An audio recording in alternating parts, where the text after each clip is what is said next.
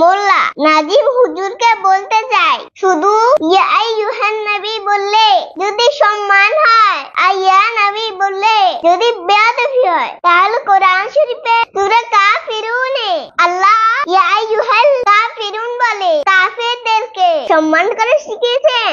আর অপরদিকে সূরা আরাফের 144 নম্বর আয়াতে ইয়া মুসা বলে সূরা মাইদার 110 আর 116 নম্বর আয়াতে ইসকালাল্লাহু ইয়া ঈসা বলে আল্লাহকে ঈসা নবীকে আগের আয়াতে মুসা নবীকে অসম্মান করে আহ্বান করে শিখিয়েছেন। তাছাড়া নাহুর শ্রেষ্ঠ কিতাব শাহে জামির মুনাদার আলোচনা এসেছে ইয়া রাজুল মানি হলো ইয়া আইয়ুহার রাজুল। 180 হিজরি পূর্বে নাহুর কিতাব আল কিতাবু লিসিবে ওয়াইহে দ্বিতীয় খণ্ড 197 পৃষ্ঠায় এসেছে ইজকালা ইয়া রাজুল ফামানাহু কামানা ইয়া আইয়ুহার রাজুল। তার মানে বুঝে গেল ইয়া নবী মানে ইয়া আইয়ুহান নবী।